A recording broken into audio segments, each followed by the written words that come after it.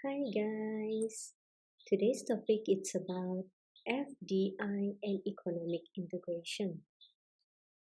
There are two learning objectives in this topic, and I hope that by the end of this topic, you should be able to first describe the benefits and costs of FDI to home and host countries, and second, outline the levels of economic integration and its debate. So, what is FDI? FDI, or foreign direct investment, is an investment in a business by an investor from another country for which the foreign investor has control over the company purchased. It is also defined as cross-border investment made by a resident in one country in an enterprise in another company. FDI is direct investment into production in a country by a company located in another country, either by buying a company in the target country or by expanding operation of an existing business in that country. Here, we explore the benefit and cost of FDI, first from the perspective of a host country and then from the perspective of the home country. The main benefits of inward FDI for a host country arise from resource transfer effects, employment effects, balance of payment effects, and effects on competition and economic growth. FDI can make a positive contribution to a host economy by supplying capital, technology, and management resources that would otherwise not be available and thus boost that country economic's growth rate. Another beneficial employment effect claimed for FDI is that it brings jobs to a host country that would otherwise not be created there. The effects of FDI on employment are both direct and indirect. Direct effects arise when a foreign multinational enterprise employs a number of host country citizens. Indirect effects arise when jobs are created in local suppliers as a result of the investment and when jobs are created because of increased local spending by employees of the MNEs. The indirect employment effects are often as large as, if not larger, the direct effects. For example, when Toyota decided to open a new auto plant in France, it estimated suggested the plant would create 2,000 direct jobs and perhaps another 2,000 jobs in support industry. FDI effects on a country balance of payments account is an important policy issue for most host government. A country's balance of payments account track both of its payment to and its receipt from another countries. Government normally are concerned when the country is running a deficit on the current account of their balance of payment. The current account tracks the export and import of goods and services. A current account deficit or trade deficit, as it is often called, arise when a country is importing more goods and services than it is exporting. Government typically prefer to see a current account surplus rather than a deficit. When FDI takes the form of a greenfield investment, the result is to establish a new enterprise, increasing the number of players in a market and thus consumer choice. In turn, this can increase the level of competition in a national market, thereby driving down prices and increasing the economic welfare of consumers. Increased competitions tend to stimulate capital investment by firms in plant, equipment, and R&D as they struggle to gain an edge over their rivals. The long-term result may include increased productivity growth, product and process innovation, and greater economic growth. Three costs of FDI concern host countries. They arise from possible adverse effects on competition within the host nation, adverse effects on the balance of payment, and the perceived loss of national sovereignty and autonomy. Host governments sometimes worry that the subsidiary of foreign MNEs may have greater economic power than indigenous local competitors. If it is part of a larger international organization, the foreign MNE may be able to draw on funds generated elsewhere to subsidize its costs in the host market, which could drive indigenous or local companies out of business and allow the firm to monopolize the market. Once the market is monopolized, the foreign multinational enterprise (MNE) could raise prices above those that would prevail in competitive markets, with harmful effect on the economic welfare of the host nation. These concerns tend to be greater in countries that have few large firms of their own, generally in less developed countries. It tends to be a relatively minor concern in most advanced industrialized nations. The possible adverse effects of FDI on a host country balance of payment position are twofold. First, set against the initial capital inflow that comes with FDI must be the subsequent outflow of earnings from the foreign subsidiary to its parent company. Such outflows show up as capital outflow on balance of payment account. Some governments have responded to such outflow by restricting the amount of earning that can be repatriated to a foreign subsidiary home country. A second concern arises when a foreign subsidiary imports a substantial number of its input from abroad, which result in a debit of the current account of the host country balance of payment. Some host governments worry that FDI is accompanied by some loss of economic independence. The concern is that key decisions that can affect the host country economy will be made by foreign parent that has no real commitment to the host country and over which the host country government has no real control. On the other hand, the benefits of FDI to the home country arise from three sources. First, the home country balance of payment benefit from the inward flow of foreign earnings. FDI can also benefit the home country's balance of payment if the foreign subsidiary creates demand for home country export of capital equipment, intermediate goods, complementary products, and the like. Second, benefits to the home country from outward FDI arise from employment effects. As with the balance of payment, positive employment effects arise when the foreign subsidiary creates demand for home country export.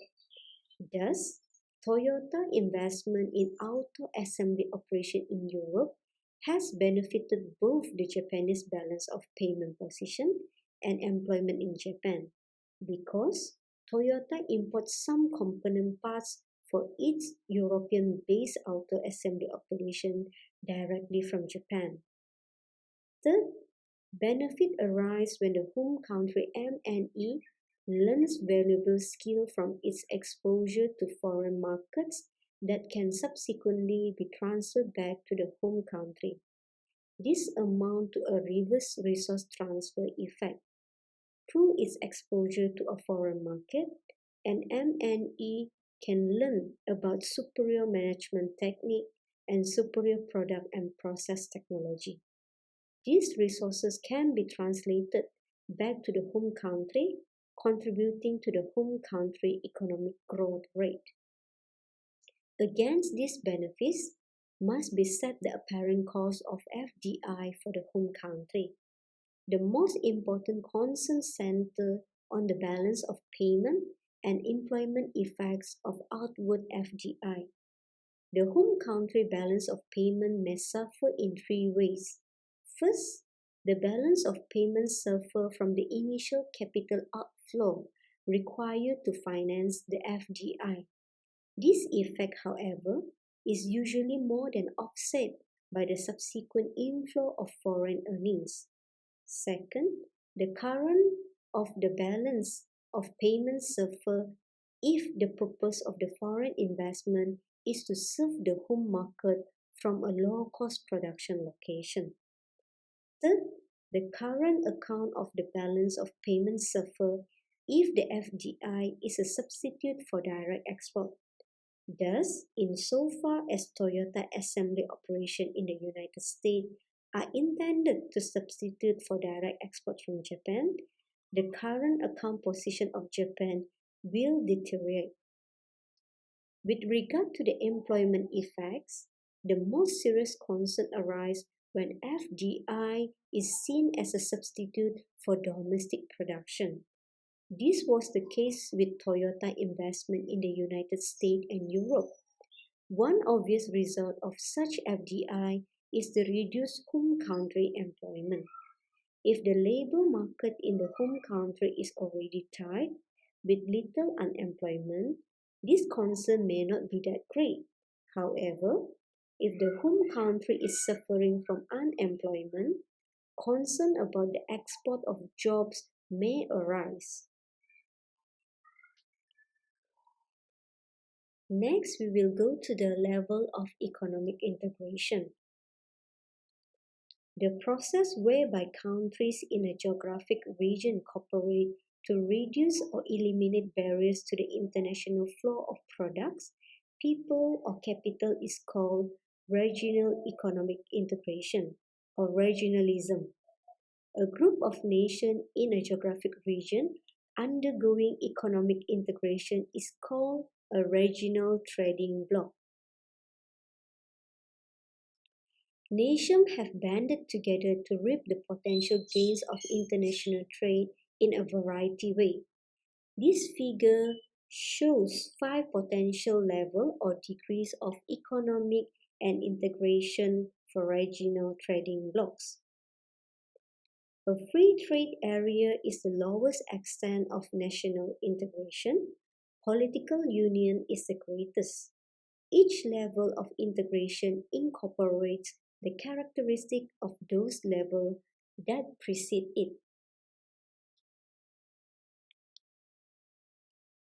Economic integration, whereby countries seek to remove all barriers to trade among themselves, but where each country determines its own barriers against non-members, is called a free trade area. A free trade area is the lowest level of economic integration that is possible between two or more countries.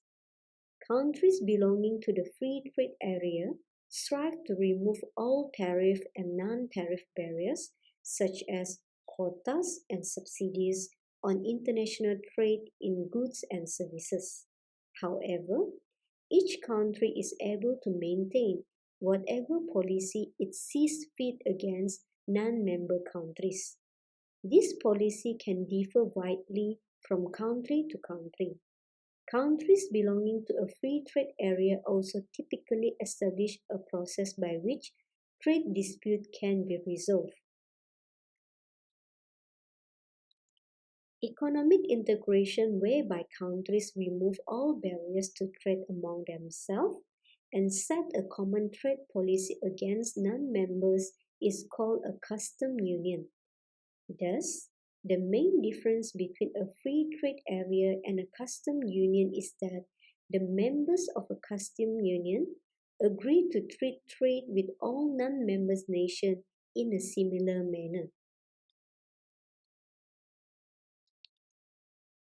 Economic integration, whereby countries remove all barriers to trade and to the movement of labor and capital among themselves and set a common trade policy against non-members, is called a common market. Thus, a common market integrates the elements of free trade areas and custom unions and aids the free movement of important factors of production, which are people and cross-border investment. This level of integration is very difficult to attain because it requires members to cooperate to at least some extent on economic and labor policy. Furthermore, the benefits to individual country can be uneven because skilled labor may move to countries where wages are higher and investment capital may flow to areas where returns are greater.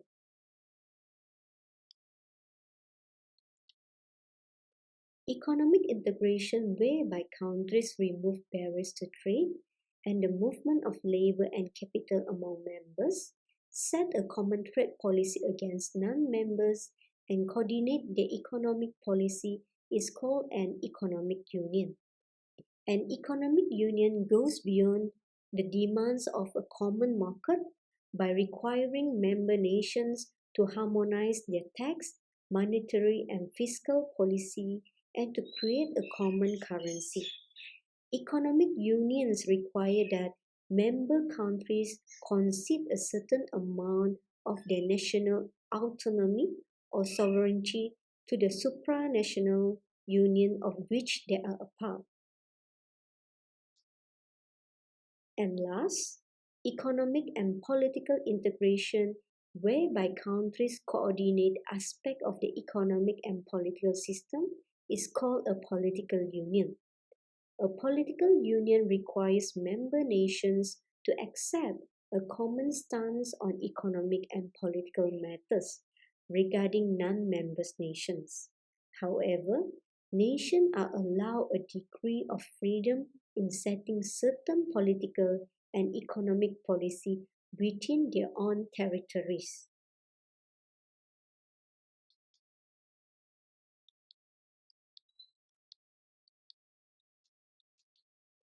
Few topics in international business are as hotly contested and involve as many groups as the effects of regional trade agreements on people, jobs, companies, cultures, and living standards. On one side of the debate are people who see the positive effects that regional trade agreement cause. On the other side, those who see the negative effects.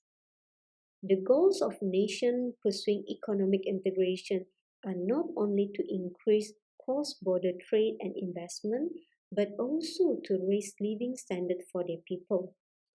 Economic integration removes barriers to trade and or investment for nations belonging to a trading bloc. The increase in the level of trade between nations that result from regional economic integration is called trade creation. One result of trade creation is that consumer and industrial buyers in member nations are faced with a wider selection of goods and services not previously available. Trade creation can also create and increase aggregate demand in an economy. The wider selection of products that result from trade creation can lower prices. Lower product prices then increase purchasing power, which in turn tend to increase demand for goods and services in the country. There can also be political benefits from efforts toward regional economic integration. A group of nations can have significantly greater political weight than each nation has individually. Thus, the group as a whole can have more say when negotiating with other countries in forums such as the WTO. Integration involving political cooperation can also reduce the potential for military conflict between member nations. Regional integration can expand employment opportunity by enabling people to move from one country to another to find work or simply to earn a higher wage. Regional integration has opened doors for young people in Europe. Forward-looking young people have abandoned extreme nationalism and have taken on what can be described as European attitude that embrace a shared history. Those with language skill and a willingness to pick up and move to another EU country get to explore a new culture way of life while earning a living. As companies seek their future leaders in Europe, they will hire people who can think across borders and across cultures. Opposite to those who argue the case for regional economic integration are those who see companies who have packed up and moved abroad, leaving unemployed workers in their wake. Let's now look at the main arguments of those pushing the case against regional economic integration. The flip side of trade creation is trade diversion. Trade diversion means the diversion of trade away from nation not belonging to a trading bloc and toward member nation. Trade diversion can occur after the formation of a trading bloc because of the lower tariff charge among member nations. It can actually result in increased trade with a less efficient producer within the trading bloc and in reduced trade with a more efficient non-member producer. So, economic integration can unintentionally reward a less efficient producer within the trading bloc. Unless there is other internal competition for the producer good or service, buyers will likely pay more after trade diversion because of the inefficient production method of the producer. Perhaps the most controversial aspect of regional economic integration is its effects on people jobs. The formation of a trading bloc promotes efficiency by significantly reducing or eliminating barriers to trade among its members. The surviving producer of a particular good or service then is likely to be the bloc's most efficient producer. Industry requiring mostly unskilled labor, for example, tend to respond to the formation of a trading bloc by shifting production to a low-wage nation within the bloc. Some people also argue that they will lose their unique national identity if their nation cooperates too much with others. Successive levels of integration require that nations surrender more of their national sovereignty. The least amount of sovereignty that must be surrendered to the trading bloc occurs in a free trade area. By contrast, a political union requires nations to give up a high degree of sovereignty in foreign policy. This is why a political union is so hard to achieve. Long history of cooperation between nations do not become irrelevant when a group of countries form a union, because one member nation may have a very delicate ties with a non-member nation with which another member may have very strong ties. The setting of a common foreign policy can be extremely tricky. The most sophisticated and advanced example of regional integration that we can point to today is occurring in Europe, which we have European Union, EU, and EFTA. Europe's success at economic integration caused other nations to consider the benefits of forming their own regional trading blocs. Latin American countries began forming regional trading arrangements in the early 1960s, but they made substantial progress only in the 1980s and 1990s. North America was about 3 decades behind Europe in taking major steps towards economic integration. In the Americas, we have NAFTA, CAFTA, and Mercosur. In the Asia, we have ASEAN and APEC. That's all for now. Thank you and see you in the next topic. Bye.